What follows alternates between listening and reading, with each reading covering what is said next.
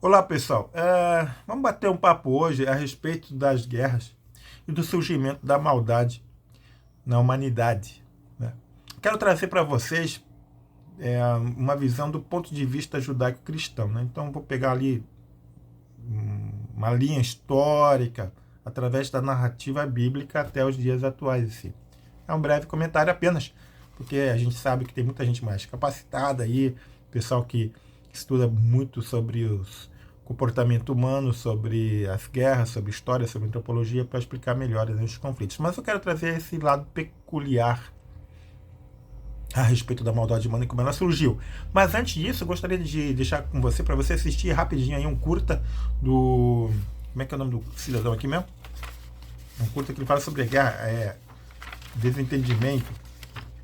Um breve desentendimento do Steve Kutz. Então assiste aí e a gente vai comentar na sequência.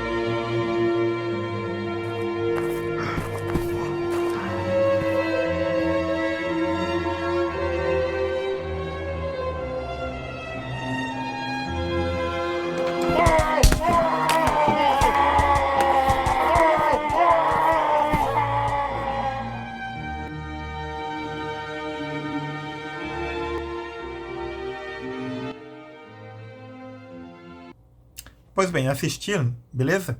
Então aí você vê como é interessante como o Steve Kutz, ele pegou bem assim a linha, né?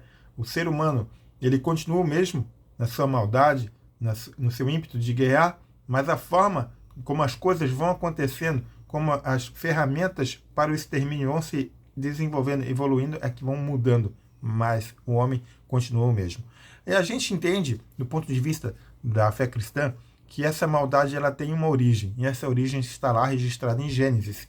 Quando, segundo o relato bíblico, e aqui eu abro um parênteses, eu entendo como mais uma tipologia, um arquétipo não literal do que ocorreu, ali a serpente oferece para Eva um fruto, o qual Deus disse que não deveriam comer, Eva acaba pegando, comendo e oferecendo para Adão, então há a queda humana e chamado o pecado entra no mundo, e a partir dali a coisa desanda totalmente, até os dias de hoje. Deus, evidentemente, envia seu Filho para restaurar essa nova ordem, mas isso só vai se completar na sua segunda vinda. Nesse resumo, assim, a gente já lê ali com a queda do homem em Gênesis 3, né? A partir de Gênesis 4 já começa a acontecer algumas coisas. Na narrativa bíblica, nós temos a história de Caim e Abel.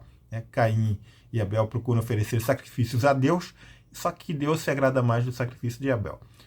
Caim, movido por inveja, vai e acaba matando o seu irmão. Então a gente tem ali o relato do primeiro assassinato bíblico. Um pouquinho mais para frente, no mesmo capítulo 4, é interessante, eu quero ler para você o seguinte, cara, para ver como a coisa é assustadora. Capítulo 4 de Gênesis, versículo 23.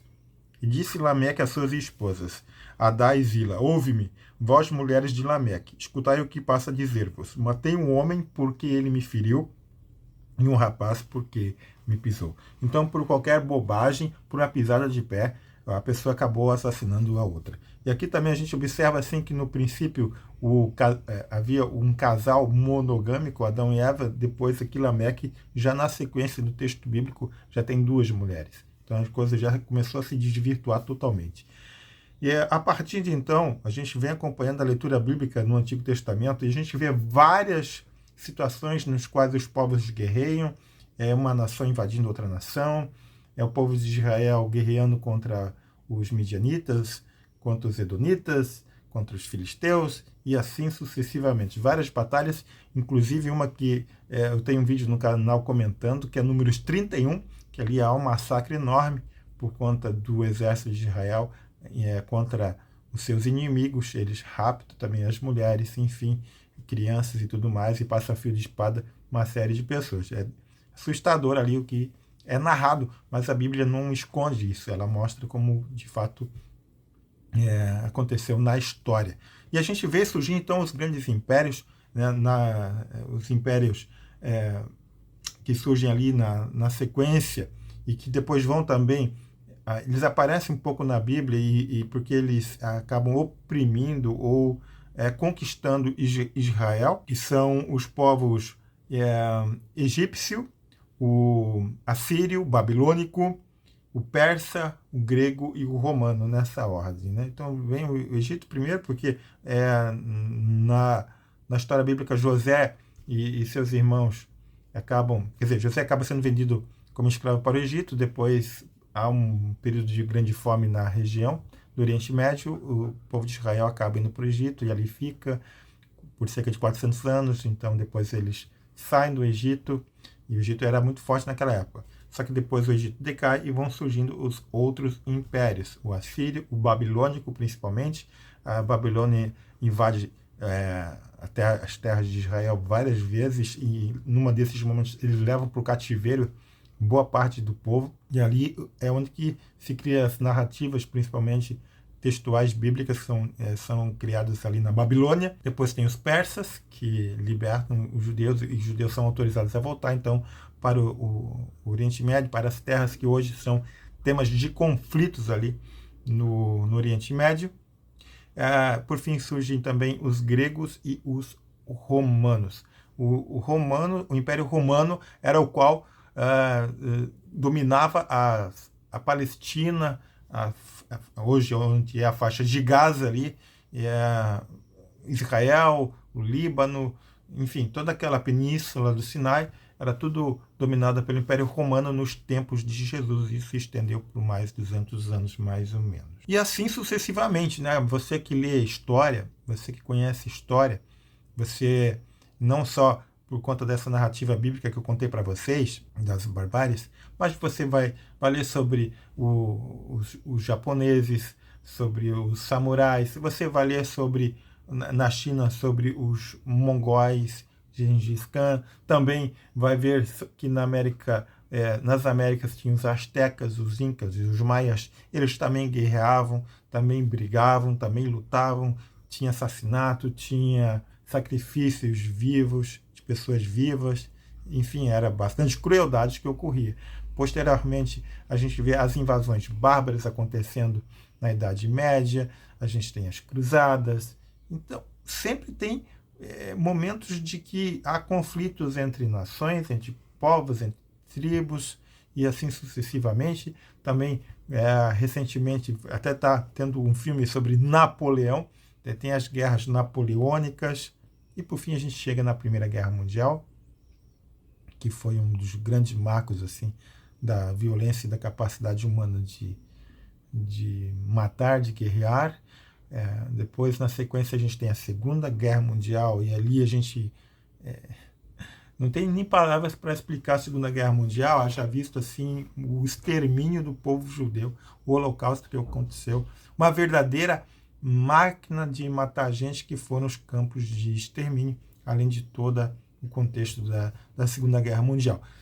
A gente vai continuando na história, daí a gente tem as guerras da Coreia, nós temos a Guerra do Vietnã, depois tem a Guerra do Golfo, a Guerra do Afeganistão também, e a gente chegando na Guerra da Ucrânia, e agora a guerra entre Hamas e Israel. Aquela região de Israel ali sempre teve em conflito, né? Desde o tempo que Israel foi reconhecido pela ONU como um Estado independente, Israel tem guerreado ali juntamente contra os povos que ali estão, contra os palestinos, contra árabes, contra a colisão árabe. Tem a Guerra dos 6 Dias, tem a Guerra do Yom Kippur, tem a Guerra da Independência, e assim vai. Parece que nunca a gente tem paz. Então, da onde que vem essas guerras e tudo mais? Tem um texto também bíblico que eu gostaria de compartilhar com você, que é o de Tiago. No Novo Testamento, a carta de Tiago fala o seguinte: de onde procedem as guerras e contendas que há entre vós? De onde, senão dos prazeres que militam na vossa carne? Cobiçais e nada tendes, matais e invejais e nada podeis obter. Viveis a lutar e a fazer guerras. Então, claro que eu peguei um texto do contexto que Tiago está escrevendo aqui para a igreja, mas não deixa de ser verdade também. Porque de onde que provém as guerras e contendas, senão por conta das invejas, né? De querer aquilo que o outro tem, seja pelo petróleo, seja pelo minério, seja pela água. As grandes guerras, segundo um relatório da CIA, daqui a 5, 10, 15 anos, vai estar envolvido a questão da água. E não só a água, mas também dos alimentos. Isso são algumas especulações. Então, meus queridos, isso é um breve resumo de como a maldade humana vem cerceando, né? Isso tudo por conta, segundo o que nós entendemos que a Bíblia ensina, por conta do pecado original que aconteceu lá no Éden. De lá para cá é só tragédia, só guerra e tudo mais. E se a gente for mais adiante no estudo da Bíblia, mais para frente no livro de Apocalipse, a gente vê que as coisas tendem a continuar a piorar. Mas isso são prenúncios, são dores de que Jesus está voltando. E quem não estiver preparado, o que vai ser? Você está preparado para a volta de Jesus? É uma boa oportunidade para você também refletir. Deixa eu ver aqui se tem mais alguma coisa que eu anotei. Não. Então era isso. Como eu falei para você, é só um fio da meada de que para nós termos paz é só pela graça de Deus. E a gente espera o príncipe da paz voltar, que é Jesus. Um abraço, espero que você tenha gostado e até a próxima.